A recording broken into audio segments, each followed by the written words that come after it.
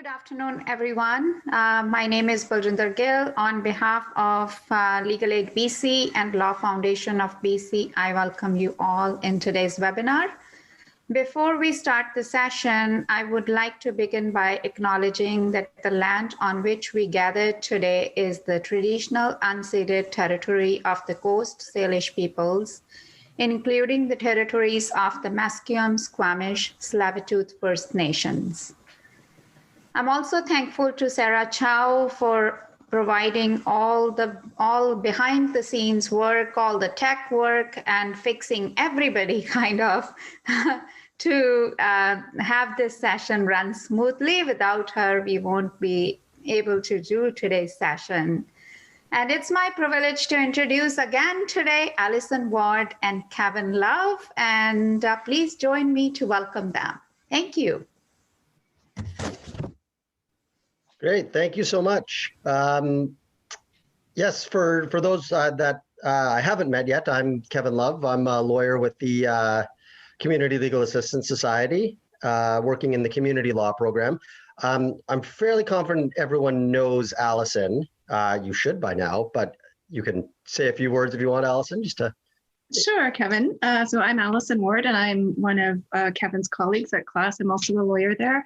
I run a Law Foundation program called the Community Advocate Support Line. And so through that, I've talked to many of you about cases that you're working on. And I'm happy to share my contact information later in the session for anyone that doesn't have it yet. Great.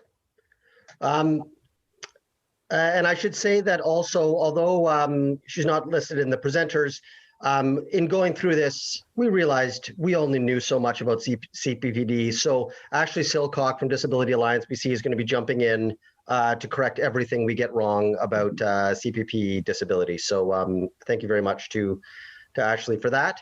So now turning to the presentation, yeah, Alison and I put our heads together and tried to come up with the boringest title we possibly could for a presentation. And we've done it with benefit interactions. So what we're going to do today, and if we could just flip the slide ahead. So generally, you know, as people know, there's a whole whack of different social benefits out there, pensions, all kinds of things. And most of the time we do updates on how that benefit works or what's happening in that area. But increasingly, because there's so many benefits, it's important to look at how they work together. How do they interact? What happens when they collide? What gets deducted from what? How's this benefit going to affect this benefit in terms of eligibility? So what we're going to try to do is look at how the most common benefits your clients will be collecting interact and work together, or in some cases don't work well together. We're also going to take a look at the new federal benefits and expanded EI and how these benefits may impact access to other benefits that your clients may be getting. And the overall goal here in terms of what we're trying to do is we want to maximize what goes into our clients' pockets, what the money they have to meet their needs, and we want to keep our clients out of trouble. That's what we should be trying to do. So we're going to try to look at ways to achieve both those goals. So if we could flip the slide ahead. So the purpose of this slide is not to read off all the different benefits or pretend this is a comprehensive list. It's just to give you an idea that right now, there are so many different benefits that people rely on. It really is quite overwhelming. We threw this up here because throughout the presentation, we're going to be using shorthand for a few of these benefits. So this is just a quick slide so that you can familiarize yourself with what some of the short forms mean, and also just to get a sense of how big the problem is when you have clients collecting 2, 3, or more of these different benefits and trying to figure out how they work together. So if we could forward the slide. And along with that, just at a basic level, one of the problems for all of us who provide services to people with disabilities is there is no single definition of disability that applies across all benefits and pensions. The purpose of this presentation is not to go into great depth on what disability means for the purpose of each individual benefit scheme. The purpose of this slide is just basically to give you the idea, and I think most of you are well aware of this already, but in case you're not, the fact that you have PWD status for the purpose of disability assistance from the province does not mean you automatically qualify for CPP disability. And the fact that you qualify for CPP disability does not mean you're going to qualify for EI sickness or WCB. Each of the different regimes covers different situations, different people. So it is important to understand that the takeaway is that each of these individual schemes are going to have their own criteria, and you really have to go to the legislation and the supporting materials published to figure out the entrance requirements for each. But again, we're going to focus less on how each individual system works and more on how they interact and work together. So if we can forward the slide. Alison, I think I'll pass it over to you at this point. Yeah, thanks, Kevin. So I'm going to be talking a little bit about income disability assistance and how they interact with some other kinds of benefits. And there are some rules that always apply. And now with the pandemic, there are some rules that apply specifically to benefits related to COVID-19. Generally speaking, though, the ministry, which is one acronym we didn't define, MSDPR is the Ministry of Social Development and Poverty Reduction, which is the provincial ministry that provides welfare in BC. So the ministry generally sees themselves as a payer of last resort, and therefore most other benefits are deducted, but certainly not all. Understanding welfare law is really an understanding of rules and then many, many, many exceptions to rules. So I'm going to be going over some of them today. Next slide, please.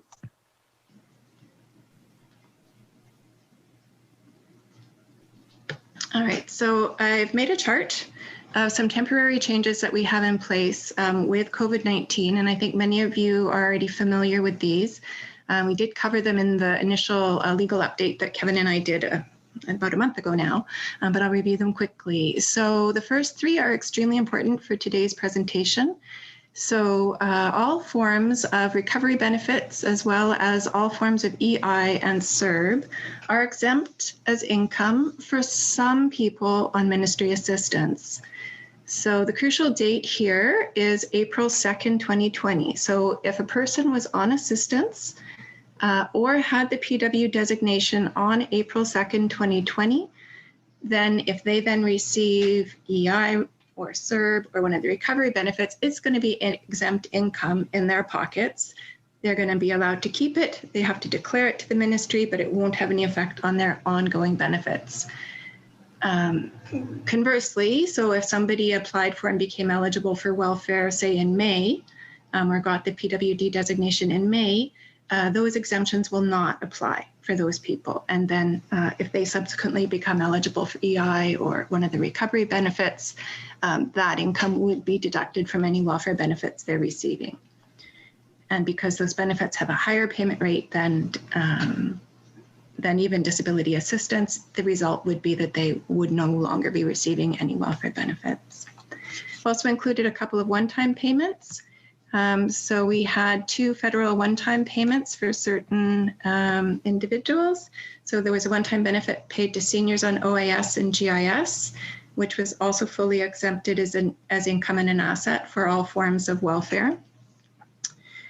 And then secondly, the federal one-time benefit of $600, which was a lump sum being paid out, I think still now, to some people with disabilities. And again, that's exempt as income for all forms of assistance.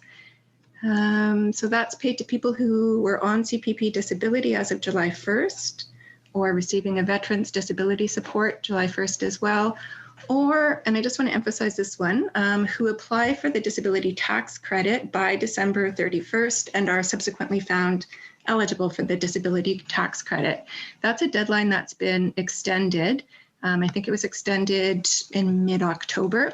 The old deadline was September 25th, and of course that deadline's passed. but there is still a window of opportunity for clients to be putting in their applications for the DTC until the end of the calendar year. And if they're successful, then they'll get that $600 lump sum as well. Next slide, please. All right. We also, I think most of you are familiar with the idea that there is currently a $300 supplement that the ministry is paying to everyone on assistance, except for people who are receiving EI, CERB, or any of the recovery benefits. So receipt of one of those benefits means you won't also be eligible for the $300 supplement, but it is otherwise payable to everybody who's receiving income assistance, disability assistance, comforts allowance, which is paid to people in special care facilities, and also to people who receive the BC Senior Supplement.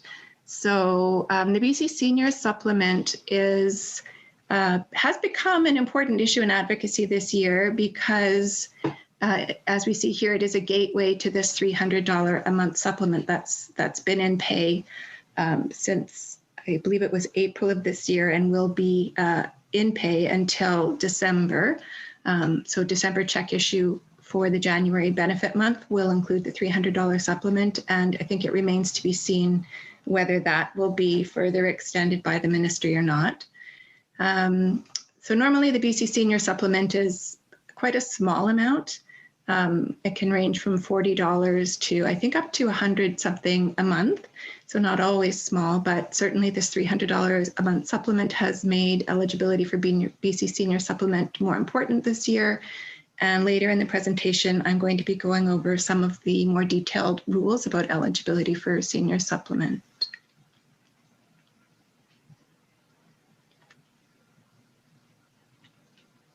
Next slide, please. All right, so those are the sort of temporary rules that apply to COVID-related benefits. I wanted to review quickly some of the standard rules that that apply to other sorts of benefits that folks on assistance may receive. So normally, apart from COVID, and so EI benefits are considered to be unearned income and are deducted dollar for dollar, except that pregnancy, parental, and compassionate care EI for caring for a critically ill child are treated differently always. Those benefits are always exempt as both income and an asset for everybody on assistance.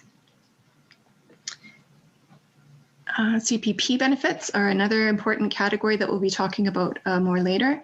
CPP benefits are considered to be unearned income and are deducted dollar for dollar from assistance. Now, even though early retirement CPP is deducted dollar for dollar, we did have an important change in January of this year. Previously, if somebody was on assistance, the ministry could require them to apply for early CPP retirement, which can start at age 60.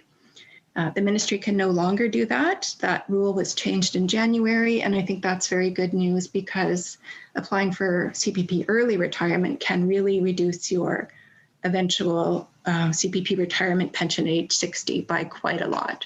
The reduction is 6% for every year that you take CPP retirement early. So if we do the math, if you apply for early retirement at 60, your pension, your CPP pension for life will be 30% lower than it would have been if you had waited until age 65 to apply.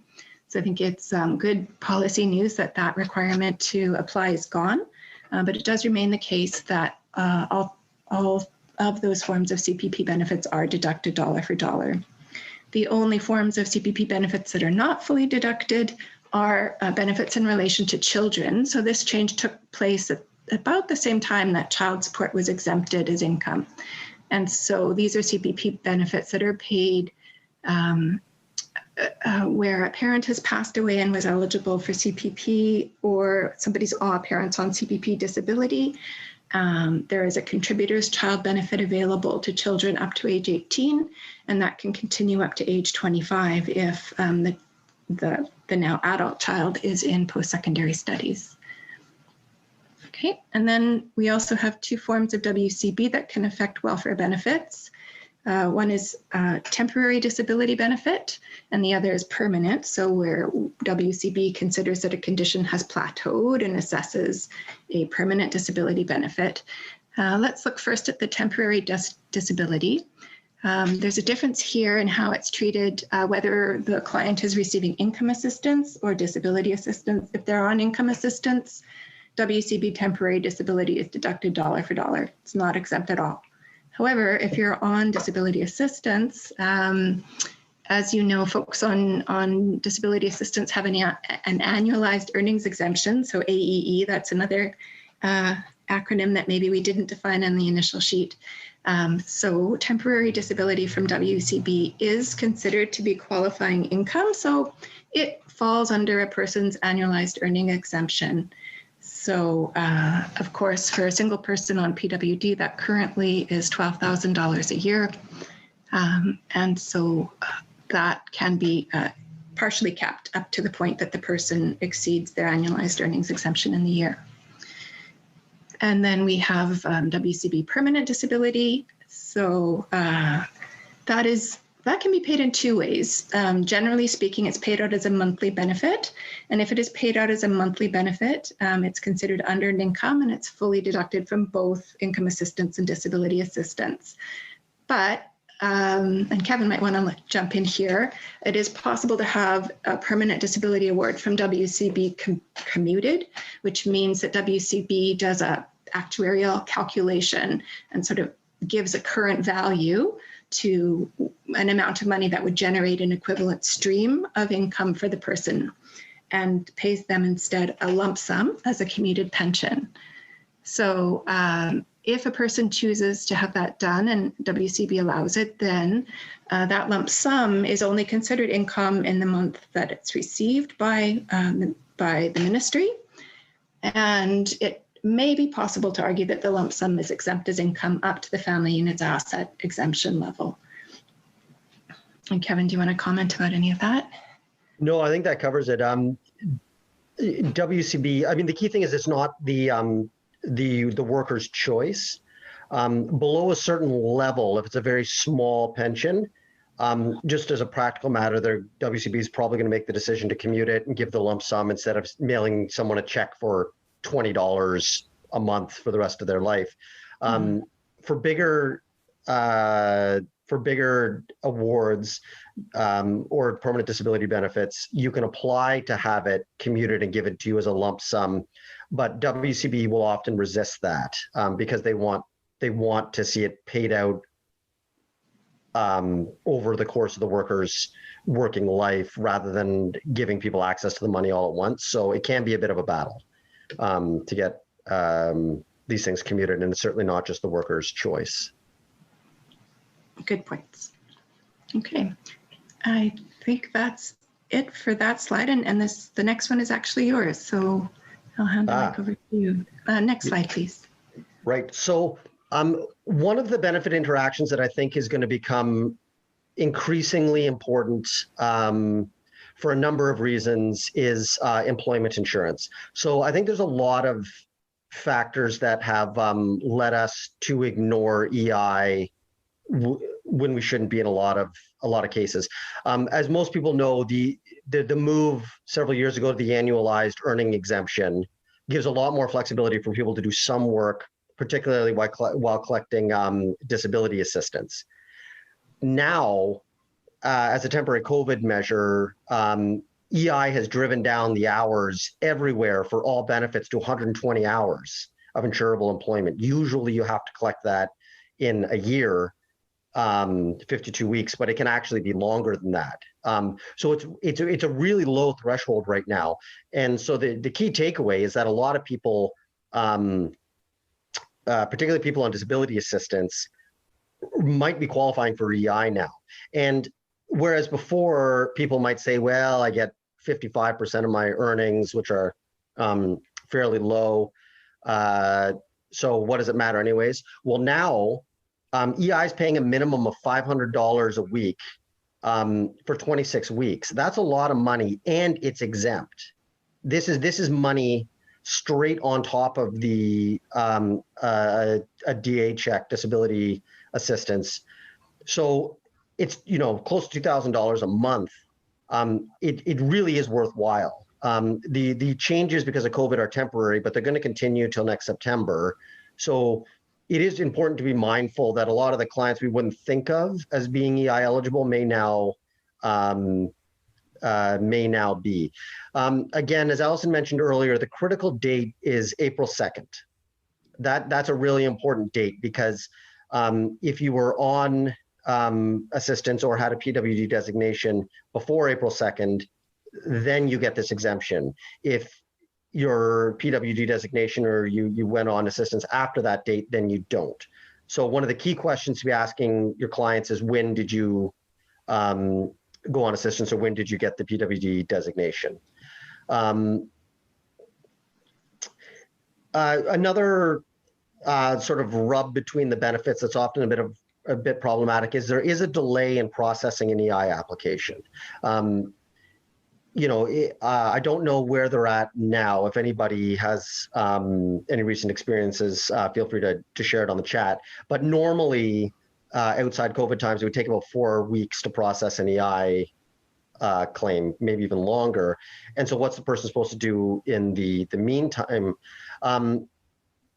Back when EI was regular and sickness anyways, were deducted from disability assistance and income assistance, people were put on repayable hardship. Basically means the provincial ministry gives you some money, but you have to sign and say, I'm going to pay it back, or it can be deducted from the future benefits I get from EI. Now, because it's exempt, we understand that people will just continue getting the regular assistance while they apply for EI or the Canada Recovery Benefit, because it wouldn't affect eligibility anyways because it's exempt.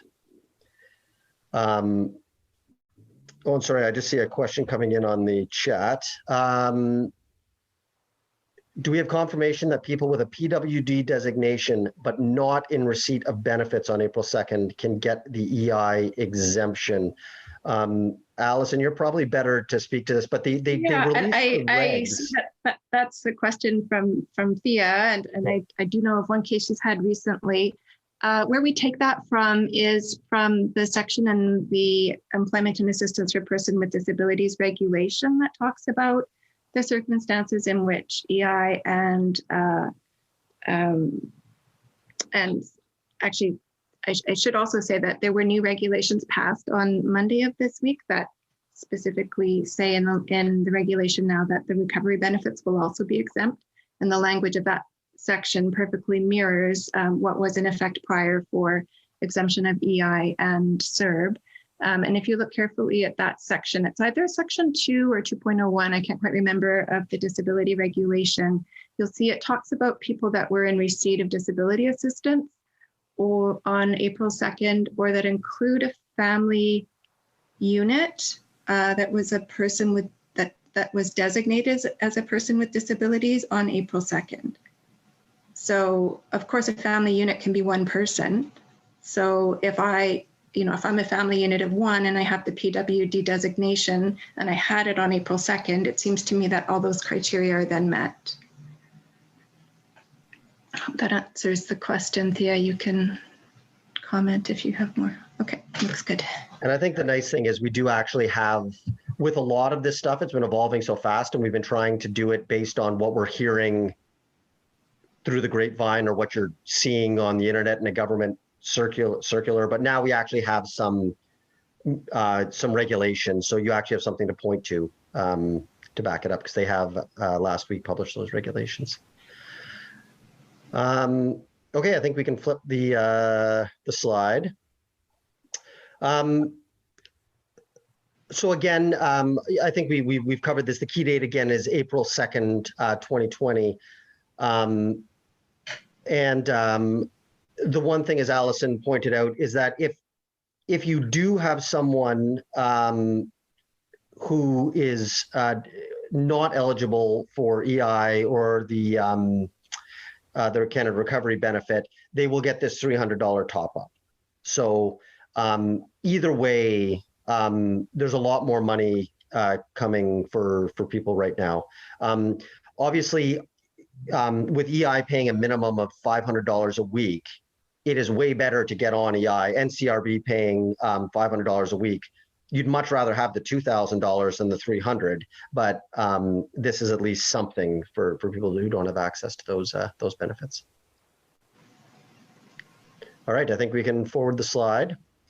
So we're going to pause here for to do a bit of a fact pattern. And what we've been doing here is just using the chat so that you don't just hear our voices plowing on endlessly. The first slide, the purpose of the first slide is not to come up with an answer, but just to think about what kind of questions you would want to ask Bruce.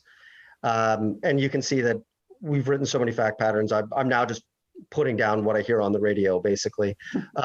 So Bruce is collecting disability assistance. He supplements his income working construction for the Johnstown company. Lately, there ain't that much work on account of the economy. Bruce was laid off last week and wants to know his options. So what kind of questions would you ask Bruce to try to assess what other sources of income, what other benefits he might be eligible for? So just fire them into the chat if you have some suggested questions you might want to ask Bruce. Okay, and while you guys are doing that, we'll wait for that to come in. There's also a question that I see. So can a person receiving regular income assistance receive CERB at the same time? Yes, potentially. The question would be, were they receiving income assistance on April 2nd? If they were, then the answer would be yes, it would be exempt for them. I guess there's a second question about what the eligibility criteria are for CERB. And Kevin, I don't know if you want to comment on that or if we want to turn to the chat. The requirements for the Canada Recovery Benefit, the standard Canada Recovery Benefit, are that you've lost at least half your income. It doesn't require no work at all. It does require a job search. So I don't think they're necessarily mutually exclusive, but it might be a little, getting one could be a bit of a problem for the other. I could see, but certainly you can get both, because income assistance does allow some earning exemption. It's not as high as the disability assistance, but yeah. But then, just to be perfectly clear, if the person was not on assistance on April 2nd, then it would, if they got welfare in the summer, for example, and then somehow qualified for CERB, it's a bad example. But if they weren't on assistance on April 2nd, then CERB will not be exempt income for them. Okay, let's see what we have here in the chat in terms of our fact pattern, Kevin. Yeah, so lots of good, great ideas here. How long have you been on disability assistance? Critical question, right? Because that April 2nd date, it's critical. And then lots of questions about the hours, absolutely. You qualify for EI based on hours. All these suggestions are great. So let's forward the slide and we'll get a little more information from Bruce here. So Bruce tells you he has had a PWD designation since 2016. He has been working for Johnstown consistently for about 2 years. He doesn't work much, likely about 3 hours a week. So really not working much, but he's been working 3 hours a week for the last few years. What would you tell Bruce? And again, if you've got some ideas, you can just put them into the chat about what other benefits Bruce might be able to get at here.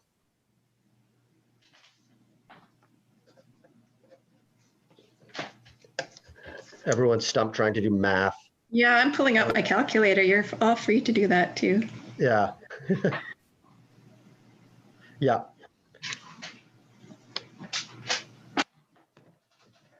Yep, I think that's it. I think that's exactly it. He would, EI is an option here. And this really illustrates how low the entrance requirement for EI has come. 3 hours a week for 52 weeks, you're well clear of the 120 hours. So half a shift a week is going to conceivably get someone eligible for EI. And even if he's only earning $45 a week, because of the minimum EI benefit, it's going to be $500 a week, because that's the minimum. So it really is something you don't want to ignore. Is the potential of an EI claim. So yeah, that's exactly right. And of course, if he wasn't eligible for EI, that's right, he would get the top up if to his PWD if he wasn't getting EI. And the way they've set it up in terms of how this big mishmash of benefits all work, the easiest way to think about it when it comes to the Canada Recovery Benefit and employment insurance is they want to assess whether you're eligible for EI first. It's kind of where your brain has to go is, are you eligible for EI? And then the CRB is for people who are not eligible for EI. So. Yeah, and I see we've got a question. So a comment that he's been getting about $2,340 gross, which is per year, working at that rate, which is also the calculation I had. But as Kevin said, now that we're beyond the land of CERB, we're going to always assess first, do they meet the qualifications for EI, which is the 120 insurable hours, since he was in employment here and wasn't self-employed.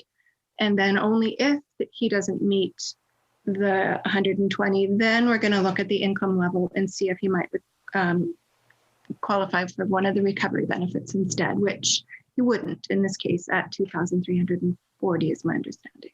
But that's a great point too, is that with the EI levels going down, even people who didn't have that $5,000 to get on CERB in the spring, who don't have the $5,000. And for those of you who don't know, CERB, the Canada Emergency Response Benefit, and the follow-up, the Canada Recovery Benefit, both require $5,000 in income either in 2019 or in the last 12 months. That's the threshold. A lot of people who didn't have that may well have 120 hours worked, especially if they're a low-income worker. So, that's a key difference between EI and the recovery benefits is EI, you qualify with hours, irrespective of earnings. And whereas with the recovery benefits and CERB, the qualification was based on earnings, of course. So good stuff. And Alison, I think it's over to you. It is. It looks like the chat's quieted down, so we'll move on to this slide, the PWD and CPP slide.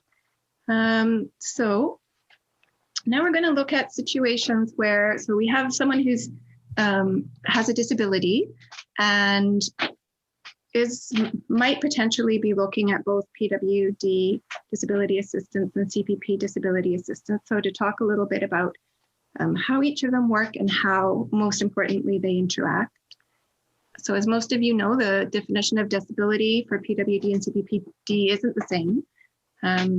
CPP-D requires severe and prolonged disability, which means you have to show that you're incapable regularly of pursuing any substantially gainful occupation, which is quite a mouthful. But it's worth noting there that CPP disability is defined in terms of in relation to the person's limited ability to work, whereas of course for PWD, there's no reference at all to whether or not the disability impacts the person's ability to work. So that's one major difference. Secondly, CPP disability is a contributory scheme. So if you will not qualify for CPP disability unless you've made enough valid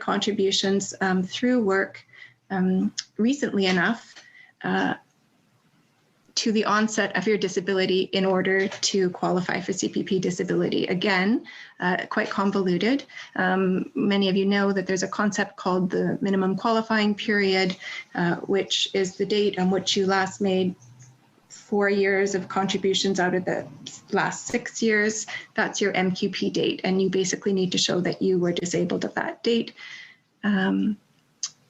So let's move on to the interactions between PWD and CPP-D. So we know that the ministry is considered the payer of last resort generally. So what happens here is that CPP disability is deducted dollar for dollar from all forms of welfare, income assistance, disability, and hardship assistance.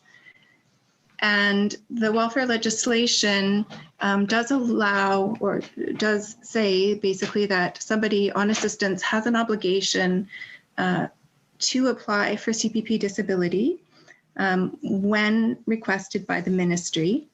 The ministry has a CPP-D unit that's centralized in Victoria that screens recipients to see whether they might qualify, meet the contribution requirements, and might qualify for CPP disability, and can send them correspondence requiring them to apply for CPP disability. And I'm going to talk more about that.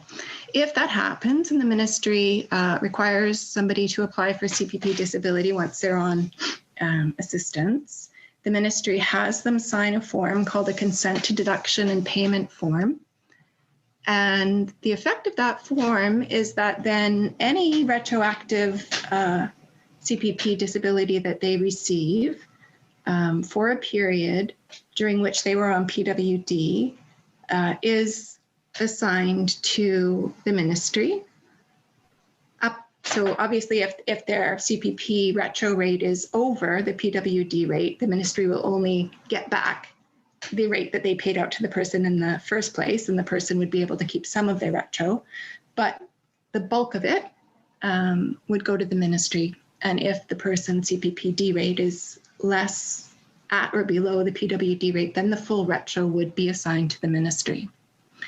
So there are some practice points that flow from all of those points. And I'm just going to check. And Alison, while you're flipping slides, we had a question on the chat. Just to clarify, can you work and get PWD? Yes, there is an annualized earnings exemption for PWD. So once you have the Persons with Disabilities designation, and you're receiving disability assistance. So after you've received disability assistance for 1 month, you have an earnings exemption that kicks in. It's an annualized earnings exemption, which is currently, if we'll say somebody's single, currently $12,000 in a calendar year. Essentially net, $12,000 net in a calendar year. With the regulations that came out on Monday, we also finally have legislation that that supports the long-promised increase in the annualized earnings exemption. So on January 1st, for a single person on PWD, the annualized earning exemption is going up to $15,000 per year, and with equivalent increases for couples where one person is on PWD, and couples where 2 people have the PWD designation as well. So yes, you can certainly earn $12,000 and soon $15,000 while you're on PWD without that money being deducted from your benefits. And so you can also see how, given that the entrance rate for the Canada Recovery Benefit is $5,000 and EI is 120 hours, there's lots of room for people who are on PWD to be eligible for these benefits as well, which are generally more generous than the provincial benefits. Mm-hmm. I see another question in the chat. I have a client on PWD and is being paid lost wages by ICBC. What happens with this income? That can get a little bit complicated, but wage loss from ICBC that's paid out on a monthly basis is going to be deducted dollar for dollar. The reason is that that is not defined as being part of the income that qualifies to be applied toward your annualized earnings exemption.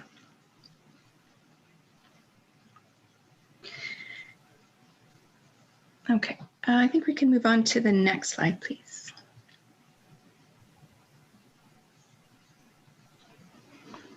Okay, so I said there were some practice points that arise from the intersection of PWD and CPP disability, and particularly in ministry being able to force someone to apply for CPP disability and kind of collect any retroactive benefits that way. So an important lesson that you want to draw, there's kind of two important lessons to draw from that. The first has to do with the order of application. So if somebody is thinking of applying for PWD, or they think they have enough work history, they might also apply, qualify for CPP disability. Generally, it is wisest to apply for the PWD designation first and be approved for disability assistance, and then later apply for CPP disability. The reason for that is that there is something called medical services only status, which provides somebody with access to most health supplements in Schedule C. So if somebody applies for the PWD designation and receives it, they will be on disability assistance for a few months. And then they say, okay, now it's time. I'm going to apply for CPP disability. And they're then approved for CPP disability. Let's say they worked for quite a long time at a good job and their CPP disability rate is $1,500 a month. So that is above the PWD rate for a single person. What that means is they're not going to be eligible for any more PWD benefits from the ministry. They'll be their income will be CPP disability, but because they left disability assistance due to income from CPP disability, the legislation provides that in that situation, they retain coverage for medical services only. We use another acronym, MSO, to describe that. So the important thing to note here is that the flip side is not true. So if somebody, let's say, chooses to apply for CPP disability first, and their CPP-D rate is marginally above the PWD rate. Let's say they're receiving, $1,200 in CPP disability, which is only like $17 more than the disability assistance rate for a single person. But because of that extra $17, they're not financially eligible for any top-up or other benefits from the ministry, and there is no way for them to obtain medical services only status either, because it's a one-way road. It's if you have the PWD designation and you leave assistance for one of several reasons, you're then entitled to medical services only. And one of the reasons that qualifies you is because you leave because of CPP-D income. Later, we'll talk more about seniors benefits. So it's also true that if you're on PWD and you leave ministry assistance because you have turned 65 and you start to receive OAS and GIS at rates above your disability assistance rate, then you will also retain medical services only status. So that status can be very, very valuable for some people. We're talking by definition about people with disabilities here. And so medical equipment, for example, for anybody that needs a scooter, scooters are extremely expensive, dental is extremely expensive, optical, medical transportation, and so on. There are some Schedule C items that aren't included in MSO, mostly to do with nutritional amounts, so diet supplements, monthly nutritional supplement, natal supplements, etc. So basically the suggestion here is that by applying for PWD first and then making kind of a bit of a delayed application for CPP-D, it can give your client, put them in a much better holistic financial situation. One caution is that by delaying applying for CPP-D in this situation, it may mean that they lose out on some months of retro CPP-D in some circumstances. And it's actually that the slide says 15 months. It's so there's sort of a 4-month delay before CPP disability becomes payable. So even if if Service Canada looks back 15 months to your deemed date of disability, they're only going to pay out 11 months of retro there. So that's maybe not quite accurate. Conversely,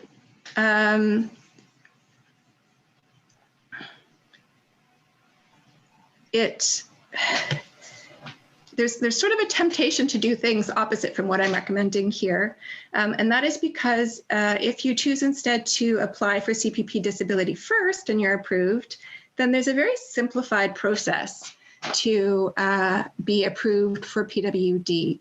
If you have the CPP designation already, then there's a simple 2-page form to fill out for prescribed class members and submit. And again, the converse is not true. If you have the PWD designation, that does not simplify your application for CPP disabilities designation. So what is administratively the most simple would be to apply for CPP disability and then PWD, but unfortunately, that is not the order of events that puts your client in the most advantageous financial situation in terms of access to medical services only status. Is that clear as mud? How are we doing with the questions, Kevin? Just saw one come in here. A question about a client who is disabled by a work injury, is also elderly and getting CPP and OAS. He is not getting any money from WCB. Would CPP-D be an option? We're going to be covering WCB in a bit. Can we hold? Would it be best to maybe hold that question until we get to the WCB bit? Yeah, and we're going to be talking about OAS as well. So I think that maybe we'll table that question. There's a question just above that though. Can you work and get PWD? So I've been over the annualized earnings exemptions. It is important to note that the earnings exemption doesn't kick in until you've already been on benefits for 1 month. And so somebody who is working and making above the PWD, the disability assistance rate, it's a little bit complicated to explain. Basically, would only be financially eligible to apply for assistance if they had a period of reduced income. So their income needs to be below the benefit that they're below the rate of the benefit they're applying for. So I'll take the example of income assistance. I think it's simpler. So income assistance rate for one person right now is $760 a month. If I'm working, I'm not on assistance, I'm making $800 a month, I will not be financially eligible to apply for income assistance because my wages are higher than the benefit rate. If I have a month where my income is reduced and I have $700, say, of income, and I apply for welfare that month, I would be eligible for a top-up of $60 to the income assistance rate. And once I'd been on income assistance for a month, I would then have an earnings exemption that applied. So in the case of a single person on income assistance, the earnings exemption is $400 a month. So it's a bit convoluted, but I hope that answers your question. I see there's another question in the chat. We have another question about taxes, which makes me clam up and break out in cold sweats. So client was on PWD, applied for CPP-D. The client received a CPP-D lump sum, which was all paid back to the ministry. And now they're being required to pay taxes on that lump sum, even though they never actually saw a penny of it. Is there any way around this? Yes. So can we move to the next slide because it actually covers this exact situation. So another practice point that arises from the interaction of PWD and CPP-D has to do with kind of the situation that's described in that question. So clients don't always come to see you early on, and maybe that client walked in your door and they already had been required by the ministry to apply for CPP-D because they hadn't got around to applying for it themselves. But the practice advice is that because the ministry, if it comes to the point where the ministry is requiring your client to apply for CPP-D, then any retro lump sum will be assigned to the ministry. The practice point that arises from that, it is in the client's financial best interest to apply for CPP-D proactively on their own initiative once on disability assistance without being asked to do so by the ministry. Because if the client applies on their own initiative for CPP-D, then the client is entitled to any retro CPP disability they receive, with the only exception that the retro lump sum is considered unearned income in the month they receive it. So let's say they receive $3,000 as a retro lump sum. That's unearned income in the month that received it. That's going to be deducted from 1 month's benefit. They'll be off benefits 1 month, and then back on following that with still sort of a roughly $2,000 net in their pocket. So, however, that clients may not get that advice from you. They may come to see you late in the day where they're already in the situation where ministry asked them to apply for CPP-D. They did so. They signed the consent to deduction and payment form, and the retro lump sum has been paid to the ministry. And there can be tax implications that arise. I'm just going to go over that briefly. So when somebody is on PWD and is receiving ongoing monthly CPP disability benefits, so the first point to make is that CPP disability benefits are taxable. So normally if they're receiving monthly CPP disability, they report their gross CPP disability to the ministry, and the ministry has a calculation that they do that basically only deducts net CPP disability from the person's check. That means they leave a small sum to the person that they can put aside, theoretically, and use to pay the tax bill, if any, that they have on their CPP-D when they file their taxes. So where there's a lump sum, a retro lump sum that's assigned to the ministry involved, the same thinking applies to that. So the ministry has a policy that where the lump sum is paid to them and the person's on assistance, they're to apply that same sort of gross net formula to the lump sum. And they are to issue the client a check for the difference. So that, again, the person retains a sum to pay the taxes that they're being charged. Because ironically, otherwise, they're going to be charged taxes on money that they themselves never received. So the short answer is, get the ministry to apply that policy. If you're working with an EAW who may be unaware of that policy, talk to, I would say, your Community Relations and Service Man at CRSQ for the ministry, because I know that there have been some tricky situations where that has not been applied, but it is in their policy manual. And there is quite a specific description of that policy there in the income and exemptions policy under the heading of a Canada Pension Plan. You'll find it there. Can I just add, if your client ends up sort of spending that check on survival, they may want to reach out to the Canada Revenue Agency, because they can spread that tax burden over the years that the money covers as well.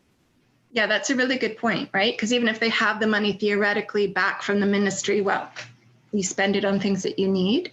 But having CRA spread it out, so retroactive benefits represent, say, payment for maybe, I don't know, 2 years, 2 different tax years.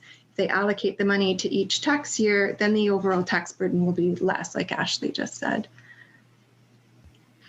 And one more question coming in on the chat, Alison. If someone does do the wise thing and applies for CPP-D proactively, and afterwards the minister asks them to sign the consent to deduct form, are they required to sign it? It's a tricky one. I've never come across that situation. I am going to go out on a bit of a limb and say no. But if you have a client in that situation, I'm going to suggest that you call me because I'd like to look at it more closely. But I think the answer is most likely not. Yeah. Yeah, I've never come across that. That's an interesting one. Mm-hmm. Here's another one. This is from, I know this person had an interesting retro CPP issue lately. Is there any possibility that the ministry will amend their T507s once a retro amount has been repaid to them from CPP disability? I don't know the answer to that. So the T507 is the tax slip that the ministry issues to say, yes, I paid out this amount of money and assistance to this person. So the idea is, yes, they did pay that amount out, but if they then got paid back part of it, should the slip be amended to reflect kind of the net amount? I don't know the answer to that question. I think that's a really good policy question for the ministry, and I'd be happy to talk to you about it, and we can take it up through the Moving Forward Steering Committee and get some kind of policy answer on that one. That would be great. That's the answer. Okay.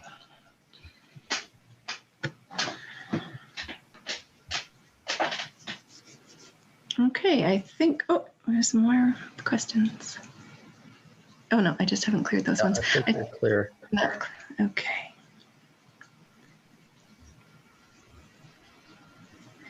All right, so next slide, please. That brings us to our next fact pattern. So now we have our friend Rosalita. She was diagnosed with a very serious long-term illness. She's been off work for a while now. She kept hoping things would get better, but now she's not so sure. She has no income and she needs financial help going forward.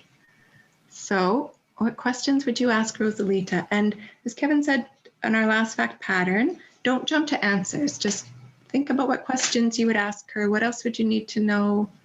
And if you can use the chat to give us your ideas, that would be great.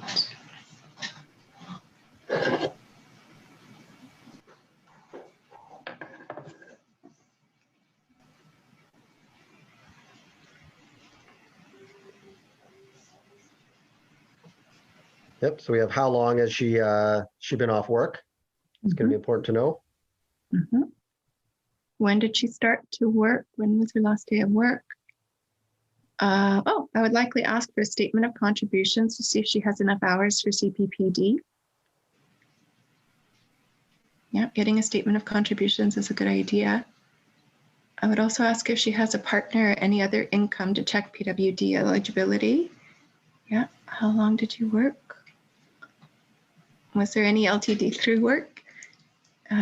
Did you apply? Do you have LTD through your bank? Does she have any assets? Also a good question. Did she get an ROE? So to the person who asked about LTD, when Kevin and I were talking about this fact pattern, I asked the same question.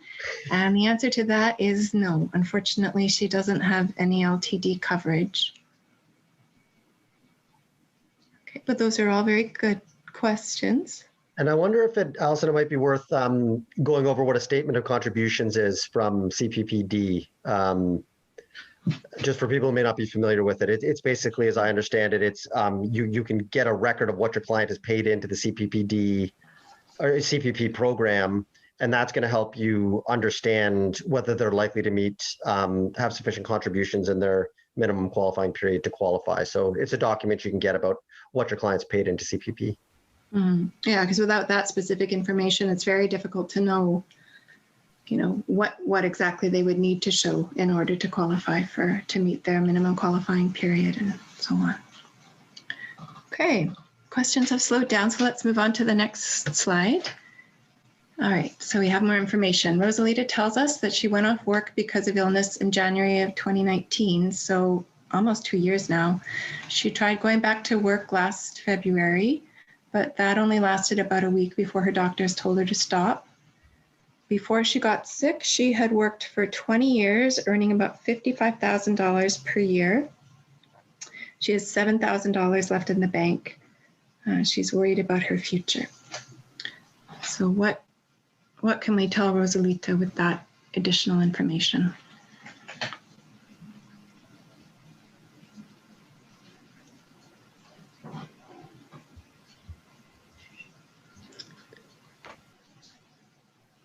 Okay, so we have someone saying, I would tell her she may be qualified for CPP disability, but will need to confirm by first seeing a copy of her statement of contributions.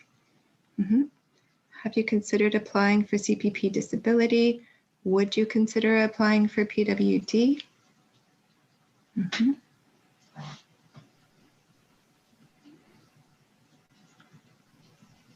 If you're thinking of applying for both CPP, look into eligibility for EI sickness. Kevin, what do you think of that suggestion? EI sickness, because she's been off work for so long, it's unlikely she'd qualify for EI sickness. EI sickness is definitely a good option for people who go off work because of illness. But if her last work was in January of 2019, with the exception of that 1 week, it's unlikely she's going to have enough hours to qualify, even at the 120, just because it's so long ago. But it's a good thing always to think about, always a good thing to think about, another underused benefit. Okay, we have some additional answers. So while she may get overall more per month on CPP disability, because her income was quite high, it might be worthwhile to have her apply first for PWD in order to get access to medical coverage and MSO. Someone says PWD will be faster, check eligibility. Depending on her assets and household income, I would first try to get her to apply for IA, then eventually PWD. Yeah, those are all really great points. I'm going to point out one not a red herring, but there's a bit of a twist in the fact pattern. So I think that the people who are saying yes, apply for PWD first and possibly income assistance, so that she could then obtain medical services only status, because it does look like at that income level, her CPP-D rate will be quite high, probably over the PWD rate. So order of events, first PWD designation, then CPP disability, could retain medical services only. Yes, and so the wrinkle in the fact pattern is that she has $5,000 left in the bank, which is above the income assistance asset exemption level for a single person. So for a single person, it's $5,000, but she has no income. And there is a section in the legislation that says if the ministry is satisfied that somebody has a genuine intention to apply for PWD designation, then when they apply for income assistance, they are allowed to have assets at the higher PWD rates and receive income assistance to tide them over while they're pursuing their application for PWD designation. So a little bit of a a wrinkle in the fact pattern, but yes, because she's well under the PWD asset exemption level of $100,000, she could apply for income assistance now, even with $7,000 in the bank. Satisfy the ministry she genuinely intends to apply for PWD designation, receive income assistance while she's doing her PWD application, move on to disability assistance, and then proactively apply for CPP disability, so that, and if she's approved for CPP disability, she'll retain medical services only status and be entitled to keep any retro CPP if she made that application on her own initiative and not at the ministry's request or requirement.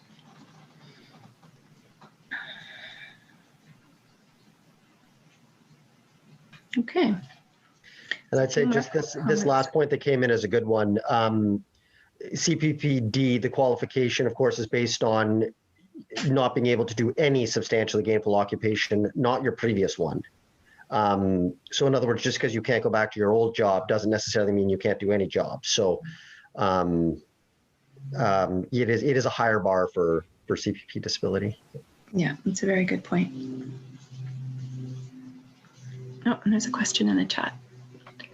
Wouldn't you need to get disability status before applying for CPP-D? The answer to that is no. So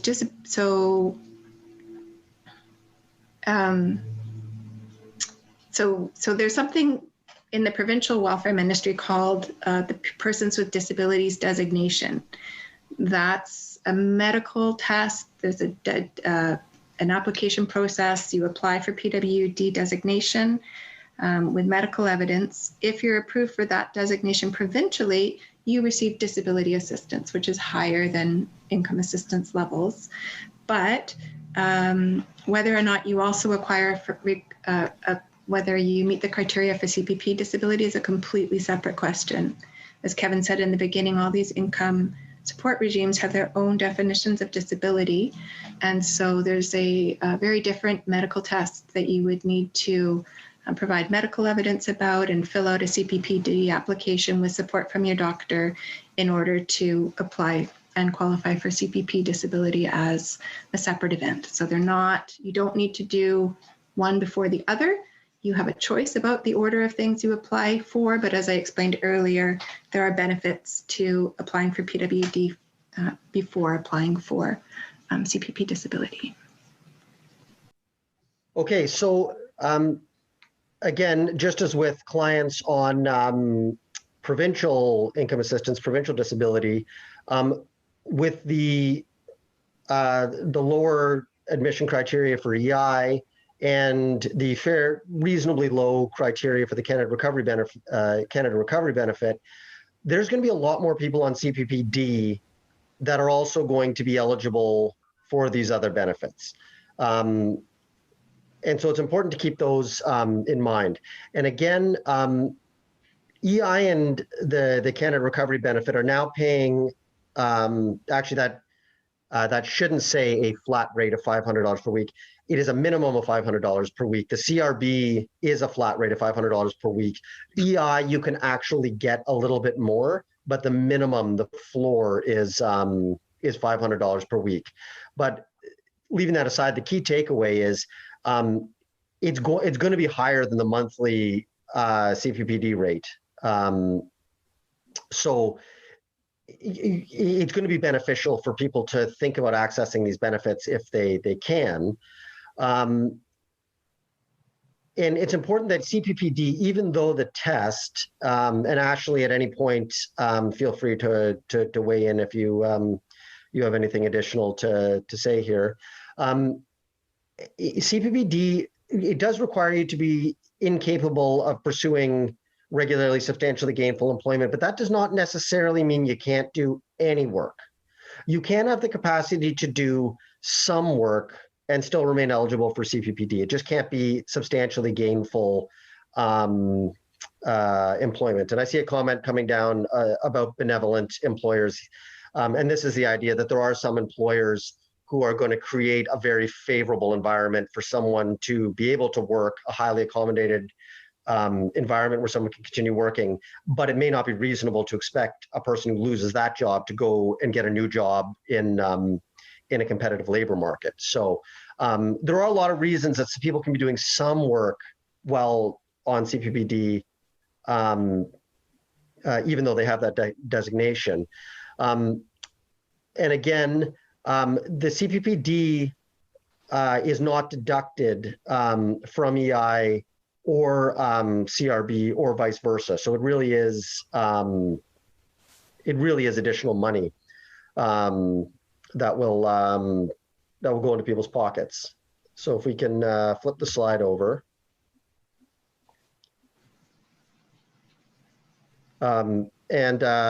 Yeah, Arnie has posted a point about Fishers, and it's true, the same lower people who fish, well, most people qualify differently, and it's not based on hours, it's based on catch and income. And so for people who live in communities where there's a lot of fishing, it is important to know that there have been corresponding changes to make it easier for people in the fishing industry to qualify as well. Arnie has posted a little information about that in the chat for those of you who work with people in that industry. But there can be a couple of potential problems here. So both EI and the CRB require a couple of things to get. One is you have to have some past work history. It may not have to be much, but you do have to have some hours worked or some earnings. And similarly, both the EI and the CRB are going to require you to demonstrate a job search, active attempts to get back to work. So even though people on CPP-D can access these benefits, it would seem to be, and I'm not sure we've seen exactly how this is going to play out, some risk that by trying to access these sort of employment-based benefits, that someone at CPP-D is going to say, it sure looks like you are able to work, and we're going to have another look at your designation. And that's an important point about CPP-D is it can be audited. Just because you get CPP-D doesn't mean they can't go back and take it away. So there's an obligation to tell CPP if you're on CPP-D and earning more than about $5,800, and that number changes, you have to report it to CPP, and they're going to review your case. And generally, and Ashley, feel free to weigh in a little bit on this, because I think you probably have more experience than I do with this threshold. If CPP determines that you can earn more than roughly $17,000, that's kind of the cutoff of what they see to be substantially gainful employment, you can be cut off CPP-D. So the takeaway here when looking at the intersection of CPP disability and the other federal benefits like EI and the Canada Recovery Benefit there's a lot of potential for people to get extra money by potentially qualifying, but there are also risks because those other benefits are based on past work and an ability to work going forward, which, while not completely incompatible with CPP-D, could raise some red flags. Ashley, do you have anything, like in a real world sense, are you able to comment at all just on how CPP-D does these audits or reviews, or how realistic this is, or how much of a concern it would be? Sure. So I know the earlier benefits like CERB, they made exempt because there was no, there wasn't sort of a heavy pressure to find a future job. Right.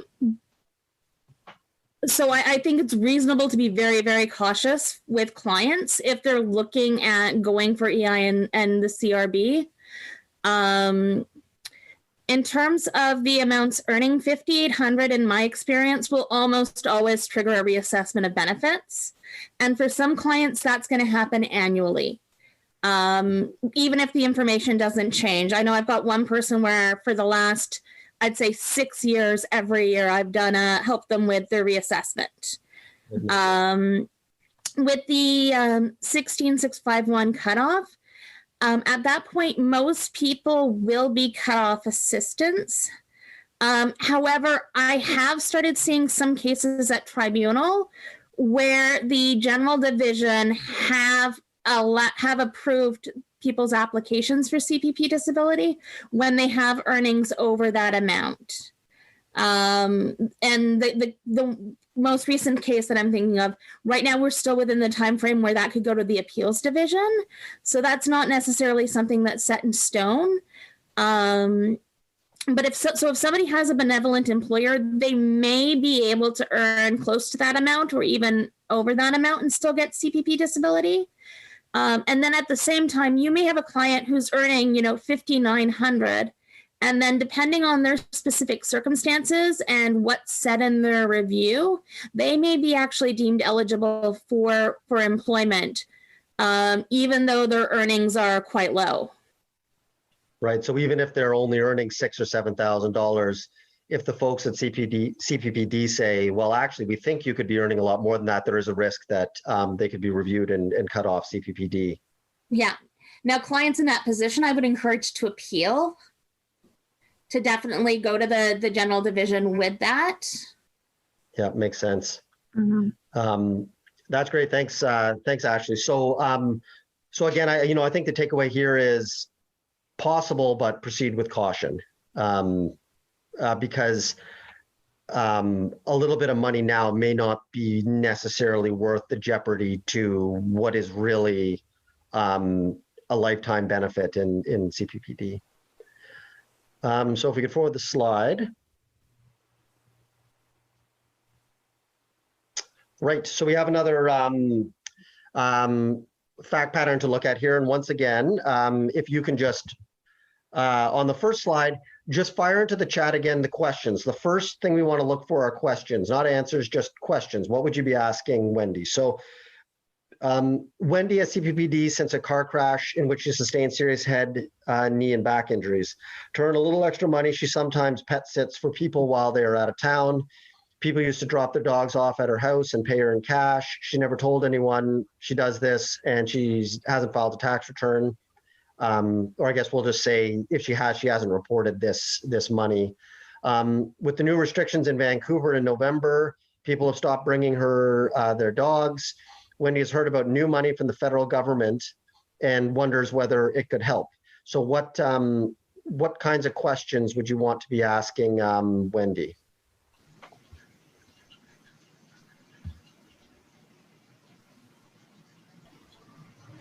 Yep, that's a critical one. How much were you earning? That's going to be a very, very important one to know.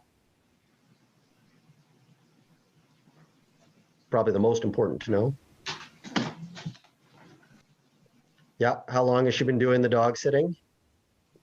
Absolutely.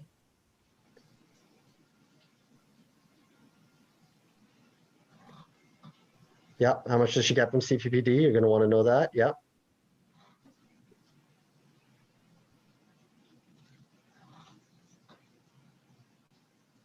Yeah, why hasn't she filed income tax return? If the income isn't reported. When did you stop working a regular job? When was the accident? Yeah, you might want to know the timing of how things played out. Yep. How long has it been since the tax return was filed? She would need to have some proof of the earnings. Yep. Yep, great question. How is she going to prove these earnings for sure? Does she plan to declare this income? Yeah, these are all great questions. Okay, so let's get a little more information from Wendy based on your questions. So Wendy tells you she charges about $50 a day. She figures she was taking care of dogs on average about 3 days a week up to November. And let's say she's been doing it for years. Part of the job includes taking the dogs for a walk and to the vet if needed. So what would you tell Wendy? And I can just see everyone rolling their eyes saying, why do I have to do math? I'll spare you all and say that $150 a week for 52 weeks would put her over the threshold for the recovery benefit. Mm-hmm. 7,800 in the year, so over that threshold.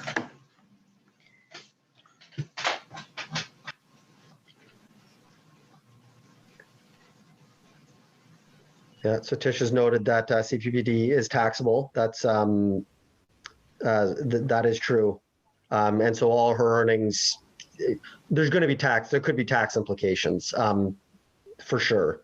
Obviously, we don't want to turn this into a seminar on tax, totally out of our depth. But certainly, anytime you have unreported income, there's tax problems, no doubt, and you'd want to draw those to her attention for sure.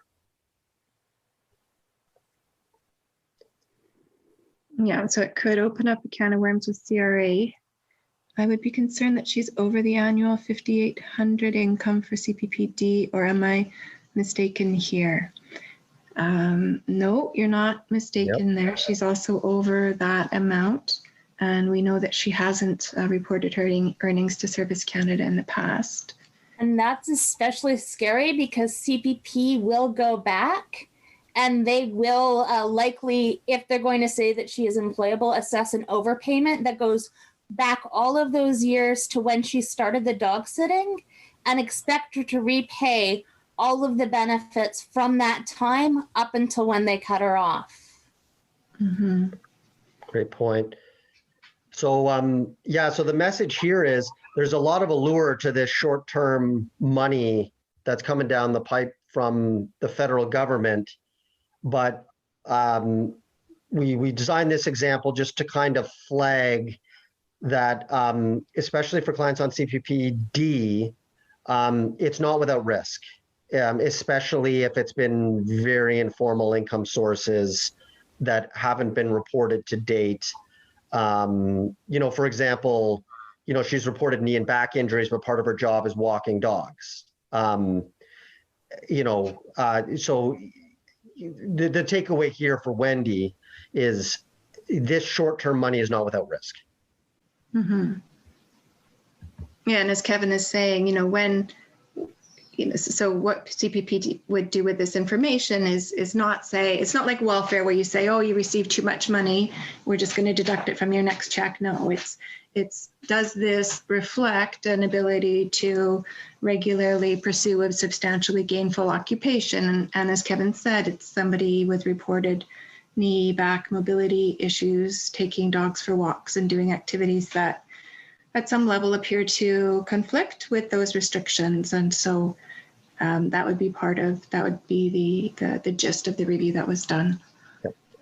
And it's been pointed out in the chat, you could argue, there's a lot of things you can argue, it is a low stress job. CPP-D has to consider sort of the real world context of the person. And certainly those are the kind of arguments you're going to want to make if push came to shove.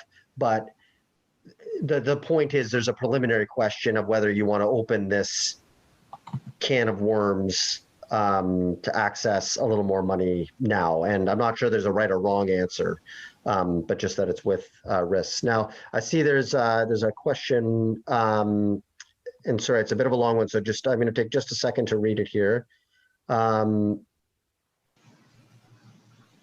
Yeah, so the question has to do with if somebody's on PWD and being forced to apply for CPP disability by the ministry, doesn't the doctor have to fill out a new medical? Yes, the doctor has to fill out a new medical because the test for disability is, the test for what's disability for the purposes of PWD is completely different from what's disability for the purposes of CPP disability. So you can't use a PWD application form to apply for CPP-D. I think that's sometimes the misconception. It only works the other way. If you have the CPP, if you're on CPP disability and your income's low enough that you still qualify for some top up from PWD, you can use your CPP-D designation to do a shorter application, a 2-page application for PWD status, but it doesn't work the opposite direction.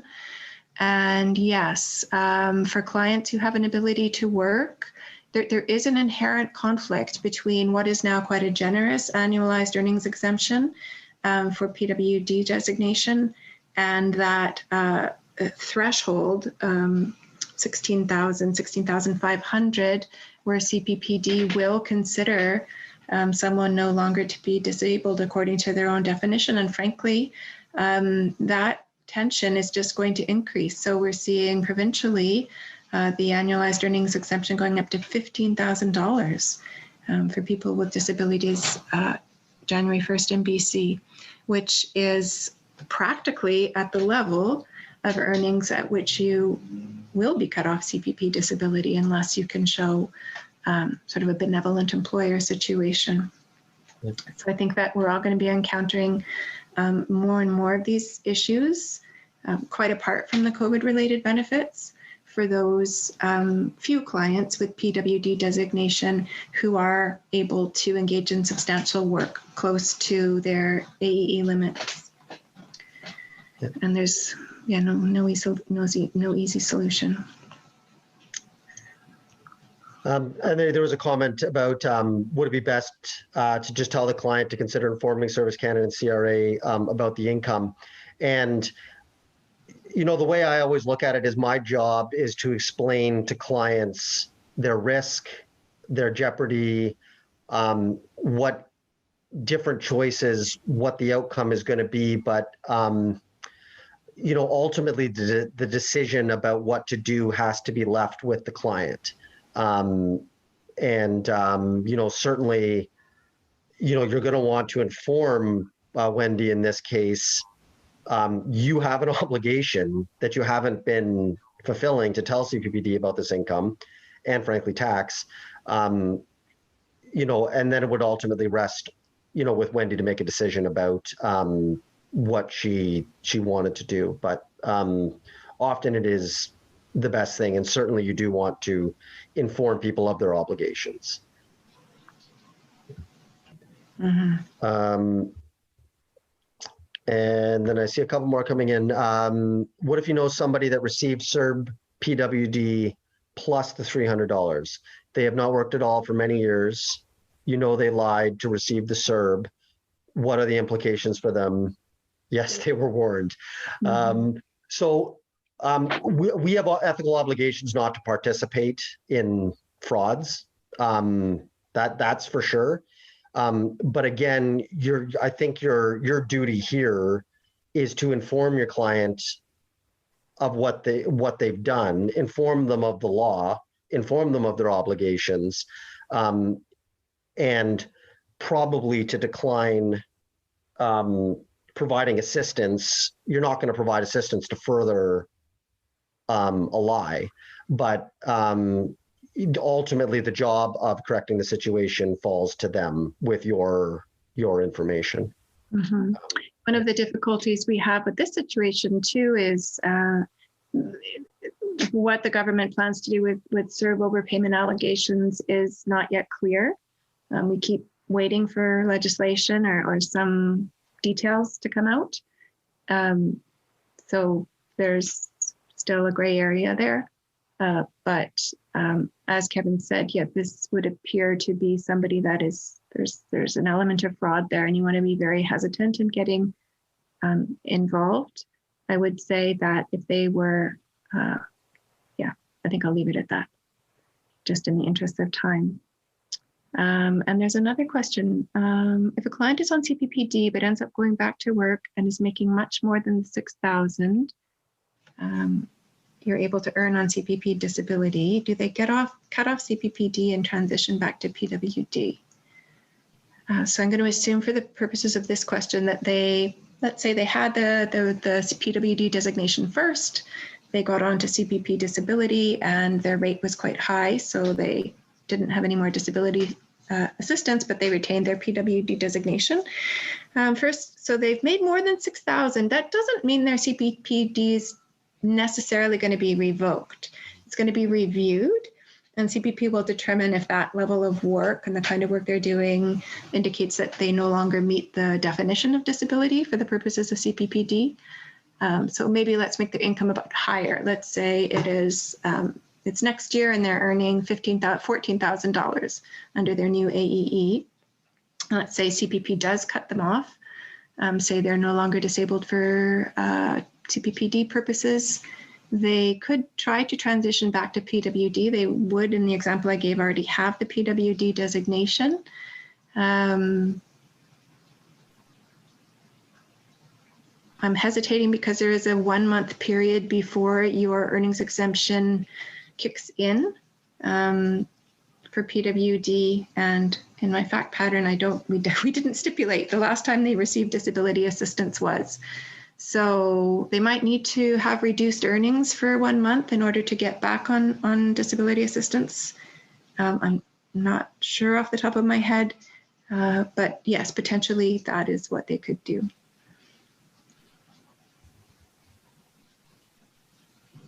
Great. Are we caught up on the, I think we're caught up on questions. Let's see how we're doing in the chat.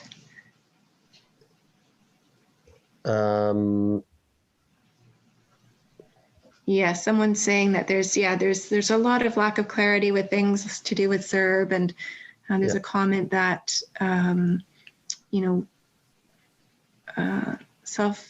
you had to earn a minimum of 5,000 within the last 12 months of 2019. So now you're seeing questions about whether it's gross or net income, and you're waiting for clarification from CRA on that as well. and I believe it is gross, but I haven't actually checked up on that, so I'll put a star beside that answer. Okay, we should probably push onwards here. Okay, so CPP-D and WCB. So hopefully this will cover a little bit about there was a question about a client getting WCB earlier, and hopefully this provides a little bit of help.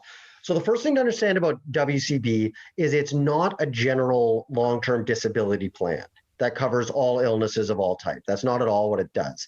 It covers only work-related injury, disease, or disability. There are all kinds of people who can't work because they're too sick, their injuries are too great, but unless those injuries arose out of it in the course of their employment, or the disease was due to the nature of their job, WCB isn't going to cover it. So that's a really important thing that people don't often appreciate about WCB is it's not a general insurance plan. It covers work-related injuries.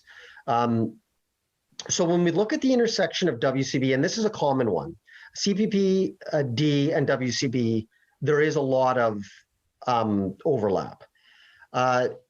And the key fact is that the fact that someone is totally disabled for CPP-D purposes does not necessarily mean that WCB is going to consider that all that disability is due to work. So people often in their WCB appeals will say, well, CPP-D has found me totally disabled, so how can you say I'm only this percent disabled? And the answer is because WCB is literally carving out just that piece that is caused by work. So, if someone has a whole range of health concerns and a bad back due to work, they might be unemployable, but WCB is only going to look at the back injury, not those other health concerns. So when it comes to deduction, what WCB is a bit of a complicated formula for deducting CPP-D. It's kind of recognized that whether you agree with this or not, it's WCB's position, and it's part of the law, that CPP-D to some extent is going to be deducted from WCB. But WCB has said, well, it's not really fair, it's not really fair to deduct all of CPP-D because it could be paid for a whole bunch of health concerns that aren't related to work, and we only care about the work. So what WCB does is first figure out what percentage of the total disability is due to work. That's the first thing they do, and then they take half of that amount. And you may be wondering why they only take half of that amount. It's very complicated, but I believe it has to do with the fact that both workers and employers pay CPP-D premiums. And although it's not perfectly 50-50, I don't believe, WCB's logic is you worker can double dip and get the benefit of the CPP-D, the half of the CPP-D you contributed, but you can't get for what your employer contributed. And they've rounded it off to 50-50. That is way more information than you will ever need to know about this, this topic. But this example just shows how it would work. So if WCB, let's say someone is getting CPP-D, meaning they are incapable of regularly pursuing substantially gainful employment, completely unemployable, and WCB finds that they're 30% disabled from a work injury. So what WCB is going to do is take 30% divided by 2, which is 15, and deduct 15% of the CPP-D benefits. And that's what the deduction from the WCB check is going to be. So that one's a little complicated. The good news is you may not come across it too often, because most of you probably don't do too much WCB work, because there is an office funded to do that. But in case you do come across it, that is how that deduction works. So if we could forward the slide. Oh goodness, we're just getting to income supports for people 65 and older. Yeah, we're mindful of time here. We do have a question. So before we start talking about seniors benefits, there is a question asking us to speak about the pros and cons of clients pursuing CPP-D when required by the ministry. Lots of clients apply for CPP disability because they're required to, but when they're denied, so they're denied CPP-D, they want to know if they should bother pursuing a reconsideration with Service Canada if they're not going to get more money from CPP disability. So I can speak to that. So the requirement in what the welfare legislation says is that if the ministry requires a person to apply for CPP disability, they need to make that application. It's a condition of eligibility, so they need to do it. If they apply for CPP disability and they're turned down, their application isn't successful, I have never seen a case where the ministry then says, oh, and furthermore, we need you to pursue that CPP disability application further. You know, we need you to apply for reconsideration. We need you to take it to the Social Security Tribunal. No, I've never seen the ministry. Basically, I've always seen the ministry take CPP-D refusals at face value. The person was required to apply. They applied. They were refused. I don't know if anyone has seen other situations, but I have not seen that. And in this question, the person's CPP-D rate was going to be quite low, so there's no immediate financial gain to them to pursue their CPP-D application further. I will say there could be a longer term financial advantage. So again, it's math, and I don't understand this completely, but when CPP-D calculates your retirement rate, they look at all your contributions since, if you've been working in Canada since the age of 18, they go back to the age of 18, and they kind of figure out actuarially a benefit rate. They take any years that you've been on CPP disability out of the denominator, so that if you do if you're on PWD and you get a little bit of CPP-D, it means you will get a higher retirement pension than if you hadn't been on CPP disability. But that's the only financial benefit to the person in that situation if their CPP-D rate is below PWD. Yeah, and just to quickly add, I mean, if the client's got children, they may want to pursue the CPP because that's not going to be deducted. Or the other circumstance would be if they're in the position where they think that they may want to live with a spouse or a partner, or be in a situation where they may not be financially eligible for the PWD benefits in the future, then having the safety net of CPP may be worth going after, because CPP isn't going to care if they have a spouse or partner or how much money the partner has. Mm-hmm. That's a really good point. Yeah, those are both good points. So even if they're imagining that they'll remain single, then if they qualify for CPP disability, there is a disabled contributor's child benefit that is exempt for welfare's purposes up until age 25 if the person is in post-secondary from the age of 18 to 25. Okay, so I'm just looking at the clock. We have 20 minutes left and one fact pattern and I think 7 slides. We're going to have to speed it up a bit here, Kevin. But I blame their hard questions. They're asking hard questions. Just stop asking hard questions. They're great. And we're in Vancouver here. We're kind of locked down. There's nothing we can do. So maybe we can go a bit after 4 if people want to do it. We're going to look at federal benefits now for seniors and look at some interaction issues that they raise as well. So when we're talking about benefits for people 65 and over, there are 3 main federal benefits. So Canada Pension Plan for 65 and over is CPP retirement. old age security, which starts at age 65, and the guaranteed supplement, or GIS, which also starts at age 65. There are a couple of other benefits through the Old Age Security Act that are for people age 60 to 64. I'm not going to talk about those right now. Briefly, that's something called the allowance and something called the allowance for the survivor. So for people who are age 60 to 64 but had an older spouse who either is on GIS or was and has passed away. And as Kevin's been saying, EI and CRB, of course, are now much more important federal benefits for people across all ages, potentially. For seniors as well, there can be provincial income supports. One is the senior supplement that we'll look at in more detail, and sometimes income assistance and disability assistance, which I'll talk about more as well. And of course, many other programs for housing and healthcare, and that really is beyond the scope of the presentation today because we're only looking at the interaction of income support benefits. Next slide, please.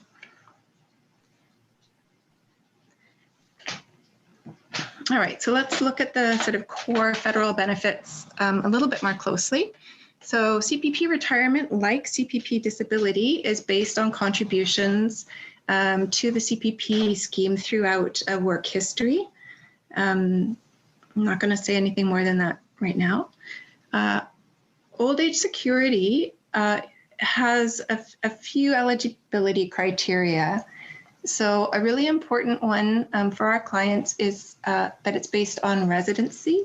So in order to receive a full OAS pension, you have to have been resident in Canada for 40 years and have legal status on the day before your pension is approved.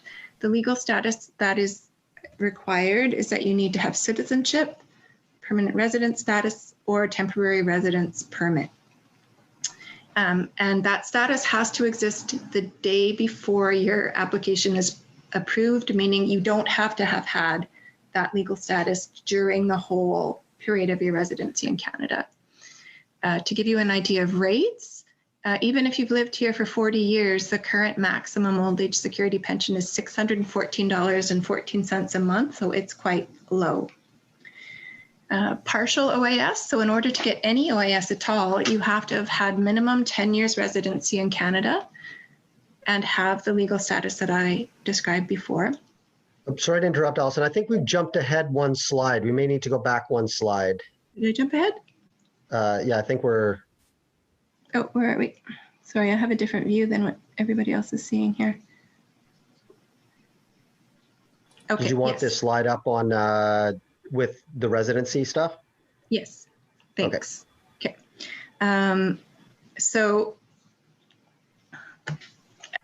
You have to have had a minimum 10 years residency in Canada with the requisite legal status at the end of that 10-year period. The only exception to that is if you've lived here for less than 10 years, Canada does have social security agreements with a number of other countries. And so if you've previously worked in a country that there is an agreement with, you may qualify for some OAS even if you've lived here for less than 10 years. If your client's in that situation, they need to talk to Service Canada on an individual basis and get their eligibility assessed. Income can also be relevant to OAS eligibility, but it's only relevant if your net income is above $79,054 a year. That's the current figure. It's indexed to inflation, so it changes every year. If your net income is below that, then your OAS won't be affected by any taxation issues. If your income is above that, there's a recovery tax that kicks in, sometimes called a clawback, where your OAS starts to be gradually reduced through the taxation system as your income rises above $79,000. So we also have the guaranteed income supplement. So to be eligible for the guaranteed income supplement, you first of all have to be eligible for old age security. So it's a supplement to old age security. It's based on income levels. So you have to have a low enough income in order to qualify for guaranteed supplement. And as we go through, we'll talk a little bit more about what those criteria are. I think now I'm ready for the next slide. Yep. There is a question, Alison. If someone is a permanent resident and has met the residency obligations for permanent residency by accompanying a Canadian spouse in a different country, would this meet the 10 years for OAS? The individuals also paid taxes for 10 plus years. I'm just looking for the question. It's in the chat. Oh, in the chat. Okay. First, PR has met the recipient would be about.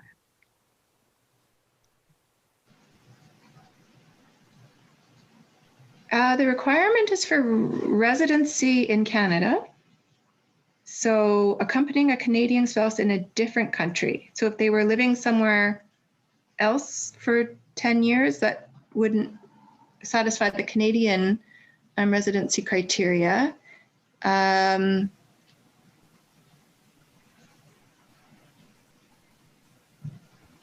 But if they had been working in that other country and that other country has a social security agreement, they might be able to get some OAS even if they haven't lived up till now for 10 years in Canada.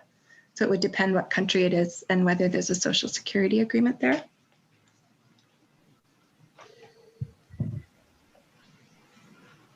Okay, I think we're ready for the next, oh no, we're on the right slide. And Kevin, I think this one is yours. Okay. So, you know, again, sticking to the one of the main themes of this is that with the changes to EI and the introduction of the Canada Recovery Benefit, a lot more people, including people over 65, can potentially consider these benefits. So there's been a lot over the years. There's been a lot of back and forth about how EI works for people who have already started collecting CPP. But the answer is, if someone's over 65 and getting CPP, but would otherwise meet the criteria for EI, yes, they can qualify for EI. And CPP retirement is not, and similar with the recovery benefit. And CPP retirement is not deducted from the recovery benefit, but importantly, it also doesn't help you qualify. So saying I had $5,000 in CPP is not going to qualify you for the recovery benefit. And when it comes to EI, again, because they have to make things as complicated as possible, it comes down to when the hours you worked to qualify for EI happened. If you worked, and that determines whether the CPP retirement is going to be deducted or not. If you worked the hours to qualify for EI before your CPP retirement pension started, then it is deducted. But if you work the hours after your CPP retirement started and in months while your pension continued to be paid, then you can get EI and it's not going to be deducted. So the critical point here is when the hours were worked is important for determining if there's going to be a deduction. You know, and again, this is relevant because, you know, as we all know, the idea of a hard retirement for people is a bit of a fiction now. People are working later in life, and a lot of people aren't taking a hard retirement. They're retiring, but continuing to work the odd shift here and there to earn a little supplemental income. So with EI going down to 120 hours, it is going to be relevant for a lot of retired folks to consider if they might be eligible. So let's go forward the slide here. I think that one's mine. Okay. All right, so EI, CRB, and CERB are all taxable income. And you need to be aware that for your senior clients who are on OAS and GIS, their GIS payments may be reduced as a result of having this taxable income and the employment on which they're based. So I've set out in the slide the income criteria for GIS. So for single people this year, GIS is payable if net income, apart from OAS, is below 18,600. And for couples, both on full OAS, it's up to 24,576. It's a gradual sort of prorated eligibility. So basically $2 of income other than OAS generally reduces GIS by $1. There is a small earnings exemption where your GIS rate is not affected by some employment income. So in the past, it's been $3,500 is the earnings exemption, or the amount you can earn without having your GIS reduced. And in July of this year, I believe that went up to $5,000. But other than that, there is that reduction in your GIS rate. And if your income is high enough, you may lose eligibility for GIS altogether. It's also important to be aware of when the impact will have effect on your GIS. GIS is paid on a benefit cycle from July until June. And so from July of, let's take this year as an example, July of 2020 to June of 2021 is based on taxable income in 2019. So all of these recovery benefits will be paid in 2020.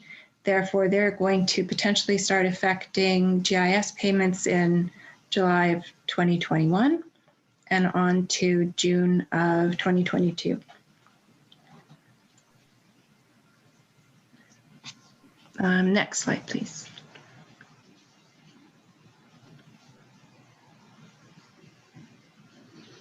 So because all these COVID benefits are time limited, there are some situations where GIS can, instead of just basing current benefit year entitlement on the income tax year for the prior calendar year, if income has changed, they can instead use a current estimate, an estimate of the current year's income to calculate a GIS rate instead of the higher tax year income. So where that can happen is where there's been a loss or reduction of pension income for yourself, or if you have a spouse, for the spouse, and other reduction or loss of other recurring income can be taken into account. So certainly that includes employment income, income from any business or office, I believe is the word the legislation uses. I believe that there have been cases where EI has been taken into account as a change in income. So it may well be, and I think this is another gray area that will remain to see what happens in the future, but potentially having a change in income because you received EI, CERB, or CRB in 2020, but in 2021 you don't. You may be able to have GIS in the future reassess your eligibility based on what your actual income is for July 2021 to June 2022.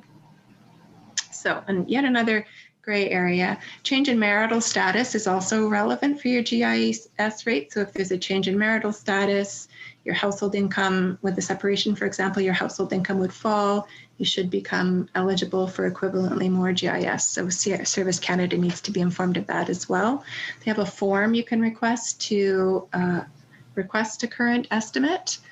And it may be that next year we'll be learning more about how all of this works, because there may be several seniors, I think, in this situation. It is only where recurring income has changed, though, that is relevant. There are many forms of income that are relevant for GIS eligibility, including some things that are one-time, like cashing in RRSPs, for example, sort of a one-time act as opposed to recurring. And that will have an impact for the full benefit cycle that follows the taxation year where that occurs. Do we have time to do the last? I think this is the end of it. I don't know. Do we have time to do the last fact pattern, or? There are a couple of slides after. Maybe people can decide. So there are a couple of slides after to do with welfare for people over 65 and a little bit about the senior supplement. But I think the slides on that are fairly self-explanatory, and we're going to be uploading the PowerPoint to SCED either tomorrow or Monday, so you will have access to those slides. So what do folks think? Are you getting tired? Do you want to do a fact pattern and liven yourselves up that way? Silence. Silence for kids. That means you get to choose, Alison. Well, we have one vote for a fact pattern, 2 votes for a fact pattern. Okay, they're coming in fast. Let's do the fact pattern. You want to kick us off, Kevin? So Sonny is now retired. However, to supplement his income and to stay busy, he still covers the odd shift at a small grocery store when one of the usual staff is away. The grocery store stayed open despite COVID, and Sonny has kept working as usual. So Sonny's one of the lucky people who didn't necessarily have their income interrupted. However, last week, the store, that should say owner, told Sonny that she is closing for good, so there won't be any more work for him. What questions would you ask Sonny? So again, at this first stage, don't worry about the answer. Just worry about what questions, what more information would you want from Sonny? Yeah, what's his income? Has he gotten a record of employment? What's his family income? Is he getting OIS or GIS? Sure. Did you start working this way before you retired or after? Yep. Did he make at least $5,000 in the past year?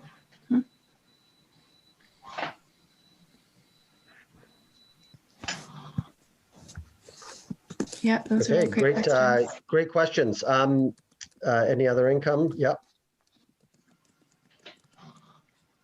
Okay, so why don't we move forward a slide here? Okay, so this is what you get from Sonny. So he says he turned 65 and started getting CPP retirement in April of 2018. Since then, he figures he covered about 2 shifts a month, so not a lot, 8 hours each, and makes about $15 an hour. He says he likes to keep busy, so he'll be looking for some other work to do. So what would you tell Sonny? What other benefits might Sonny be looking at here?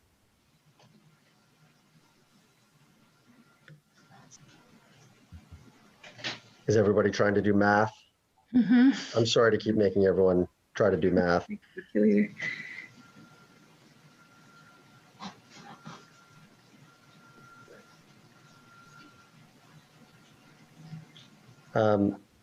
There, yeah, okay.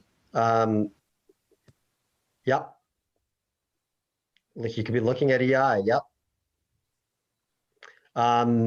And yes, he is likely not eligible, well, for CERB. One thing to remember, of course, is that CERB is now over and has been replaced with the Canada Recovery Benefit, which is similar, but is a little bit different. But that's a great point because it shows a couple of things. Number one, generally you want to think about EI first. That's sort of how their decision-making model goes. You cannot get the recovery benefit if you are eligible for EI. So we start by asking about EI. And again, he's only worked 2 shifts a month. That's 16 hours a month. But if he's done that for a year, he's over that 120-hour limit. So again, it really shows that this new EI threshold is very very accessible to people. So a lot of people who you wouldn't think could qualify for EI are now able to qualify. And of course, EI qualifies based on hours, not based on earnings. If you were self-employed, then you would have to start looking at earnings to see if you could qualify for the CRB. Yeah, EI is one you can look at here. An interesting little wrinkle, just to wrap up here, is for all these benefits, there's kind of the entrance requirements, but then there's also the things you have to do to stay on the benefits. And of course, for EI, just having the number of hours gets you in the front door, but it doesn't mean benefits are going to keep coming in. All the other requirements, like a job search and being available for work, still apply. So, again, it will be critical for Sonny to know if he's willing to go out and continue to prove a job search, continue to prove that he's available for work. And it sounds like, it certainly sounds like he is. And if he, and if he did want to, if he was planning to stop working, a lot of people pointed out OAS and even GIS. Those are both options, and you'd have to know how much his CPP retirement is and what his other income is. So, yeah, all good good options. And then someone posted about an ROE. That's a record of employment. All employers are supposed to give that to workers when there's a separation from or an interruption in the employment. A lot of them are filed electronically now, so the worker may never see them. They just get filed with online. So yes, you will eventually need an ROE, but don't assume because your worker doesn't have a paper copy that they didn't get one. It might have been filed electronically. And if they don't have an ROE, then certainly you're going to be wanting to follow up with the employer to make inquiries to try to get one. Mm-hmm. Yeah, I think that the last two slides, I can run through them quickly. But we are past 4 o'clock and I'm mindful of your time. But I'll run through. Feel free to leave if you need to leave, but I'll run through them quickly. So this just canvasses provincial benefits that seniors may also be eligible for. And the first one is, I think, quite important because there's often a perception that people 65 or over can't get welfare. And that is not correct. There's no maximum age cap on eligibility for income or disability assistance. There is an obligation to pursue other sources of income that you might be eligible for. And for the majority of people 65 and over, they're going to be eligible for some combination of old age security, CPP, GIS, or other pension incomes that are going to make them financially ineligible for welfare. But there will be some people who will not be eligible for enough federal benefits to make them financially ineligible for income or disability assistance. And I'm thinking particularly of people who have not lived in Canada for that minimum 10-year residency period that we need to get even partial OAS. So let's say someone has been here just for, they lived here for 6 or 7 years.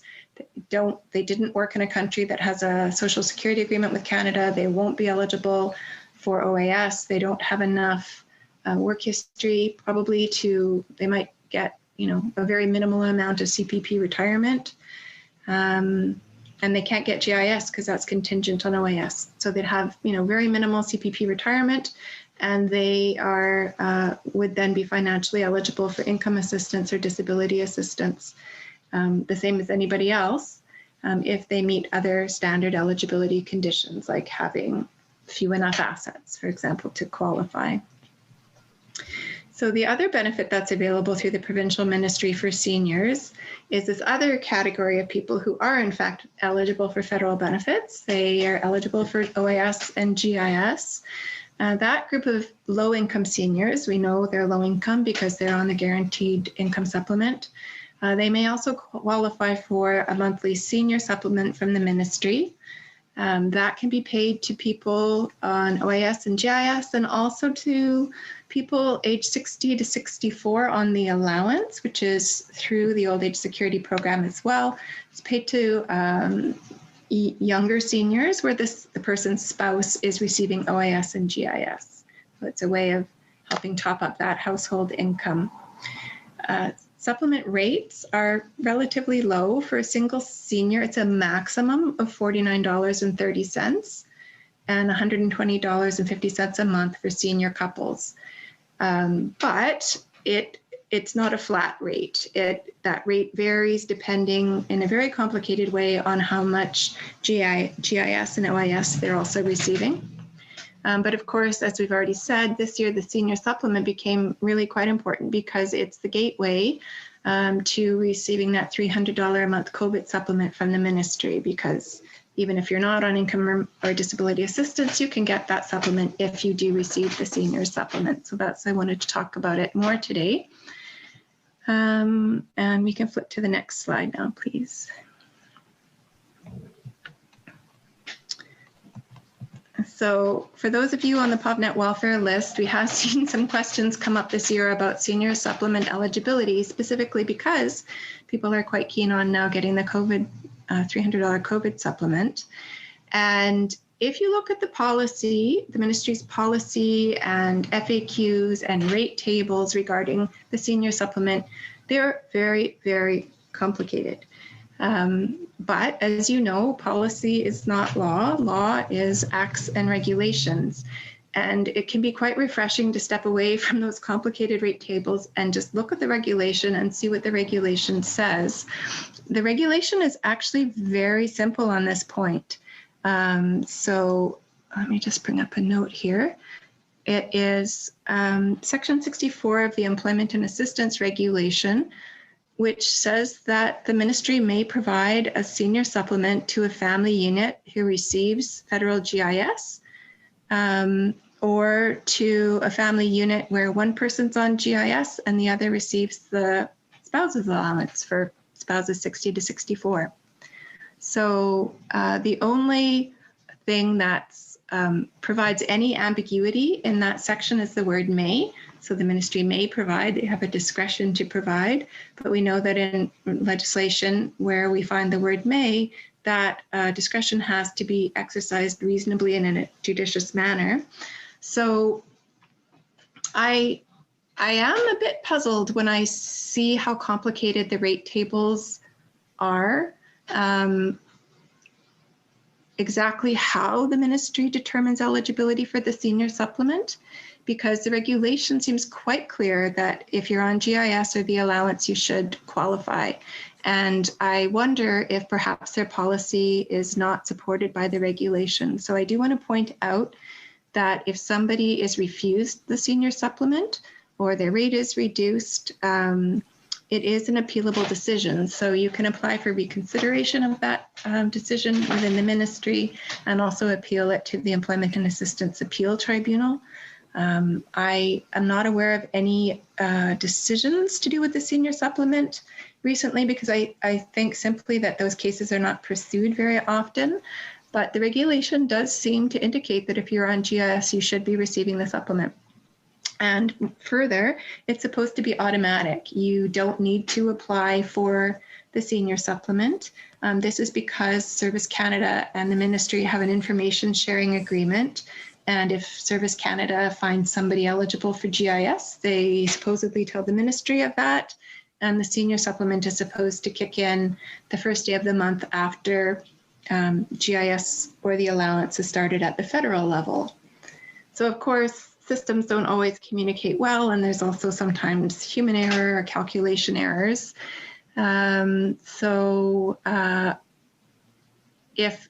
If you have someone that you think should be eligible for senior supplement and is not getting it, you should be contacting the ministry about it. And retro senior supplement can be paid for up to 12 months if there has been an error. But also bear in mind that anything that interrupts GIS eligibility will also interrupt eligibility for the senior supplement because they're contingent on another.